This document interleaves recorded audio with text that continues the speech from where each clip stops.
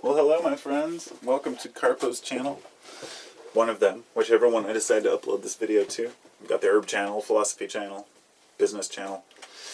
Today, I'm going to read a little bit from this book. It's a fascinating book. I have the whole set. There's Pharmacopoeia, Pharmacognosis, and this is the one I just got, which is Pharmacodynamics. I actually got it last year, but it's Pharmacodynamics by Dale Pendle, and the title is Stimulating Plants, Potions, and Herbcraft. Excitania and Pathogenica. Now, these books are something that I cannot explain. It's a poetic nature. It puts all these different substances into a very romanticized and poetic form. It will tell you the facts about the plant, then it will give you a poem about it, and then maybe a history of part of it. But the books aren't meant to be read front to back. It's just flip to a page and learn something kind of thing. There will be a section that says the ally, how it's taken, the effects, and the history. And the other day I was reading about, we were reading about tobacco and coffee, and I wanted to read this little part about the history of coffee, because I found it fascinating. It's been smuggled in to other countries. It's been... I'll just read the part, and then I'll discuss it afterwards if there's enough time. This is just one part of a long chapter, but history.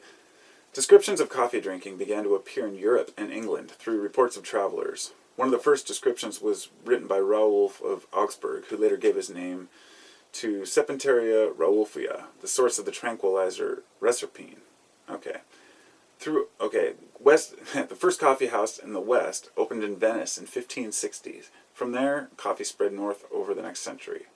Through all of this time, the Arabs kept a complete monopoly on coffee beans. Foreigners were not allowed to access the Red Sea plantations, and no viable seeds were allowed to leave the country. Can you imagine that today? Trying to hoard seeds from being smuggled, but they were able to pull it off. That's pretty fascinating. But around 1600, an Indian pilgrim was able to smuggle 7 beans, back to Mysore by strapping them on his belly. A technique still in use in various border crossings, as other plant products have fallen under customary scrutiny. In 1690, a group of Dutch mariners managed to steal several live coffee plants and smuggle them out of the Arab port of Mocha. They planted some of the saplings in Java, a Dutch colony already supplying Europe with pepper, nutmeg, and other spices. At least one coffee plant was sent to the Botanical Garden in Amsterdam. A shoot of this plant was presented as a gift to King Louis XIV of France in 1713. 10 years later, an enterprising French officer, Gabriel Mathieu Declieux, the captain of the infantry in Martinique, broke into the Jardin Royal and stole the plant. In this, he was assisted by a lady of the court whom he had broken into another manor, and who felt kindly towards him. Declieux immediately set sail with his plant for the West Indies. The voyage ran into bad weather, ran low on provisions, and Declieux was forced to share his own scanty water rations with his plant to keep it alive. When the ship landed in Martinique, Declieux planted his treasure and protected it with guards and thorn bushes. The plant survived, and most of the coffee trees alive in the Western Hemisphere today are its descendants.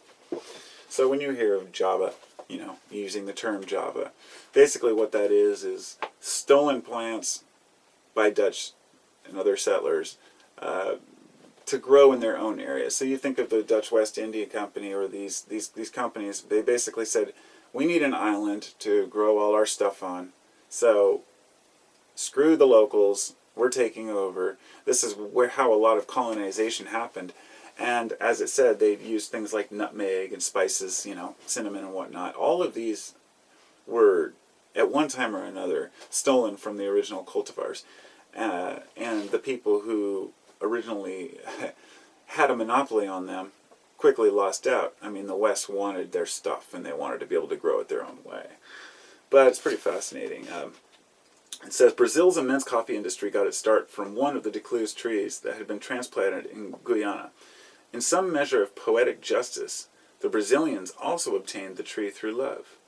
When France and Holland were having a dispute over the border between their colonies in Guyana, Brazil, an act of friendship, sent an envoy to help mediate the conflict. During the deliberations, Lieutenant Colonel Francisco de Melejo Pajelta stayed in Guyana with the French governor and his wife. When he left, governor's wife, as an appreciative token of parting, gave him a bouquet of flowers. Hidden within the bouquet was a live cutting from a coffee tree. All of the coffee trees in Brazil are descended from that loving branch. Then it goes on to, it says, effects. A tendency to philosophize. I love it. I'd love to keep on going on here, but it just keeps going on and on and on. Talking about civil wars and wedding gifts and all the different, histories. But there's one more part that I wanted to read. It was about Voltaire, and this part just blew me away. Because caffeine itself is considered to be one of the most prominent nootropics, or cognitive enhancing substances. It's been used by authors, artists, writers, for centuries, obviously. And we know it works. Everybody who drinks coffee in the morning knows that it does help to get your brain going. And there are scientific reasons why that happens, but some people take it a little too far. Like, I might drink a couple cups a day, but I'll tell you this one. This one's about Voltaire, and I'm hoping that it mentions how much coffee he drank. Yeah, I'll just flip down here. Talking about, as more and more accounts of shamanism began appearing in the reports of travelers and explorers, Voltaire, like most Enlightenment thinkers, dismissed the phenomenon as mere trickery foisted upon simple-minded people by posturing charlatans. Voltaire saw nothing in the nature of inspiration that might require any transcendence of reason, and the reported use of mind-altering plants by shamans only proved the irrationality of the whole endeavor. Mock on, mock on. Voltaire drank 72 cups of coffee a day. He used his lover's back as a writing desk. 72 cups of coffee per day. I don't know how strong his coffee was, or if that's just, even if it's half that, Jesus, man, 37 cups. I mean, I can't even imagine. That is so much coffee. But of course, it would become just like water, like any other drug, A first-time person who takes cocaine, 50 milligrams, might really kick their ass, whereas a person who's been taking it a long time might need 20 times more and not even achieve the same effects. And coffee, like any substance, does build a tolerance. But so many people through history have drank caffeine. If I were going to add one scientific thing here, I would like to say that coffee itself, well, it's not as high in caffeine as some plants. People love the flavor, and it's just something a lot of the West has become used to, whereas in Europe they drink tea, generally. And tea also contains, especially black tea, and green tea too, l-theanine, which is a compound that actually helps to balance out the effects of the caffeine, reducing the irritability and jitters and shakiness that come with drinking too much coffee, to give you a more rounded focus. And this may be why tea drinkers have a mellower disposition, say, than heavy coffee drinkers.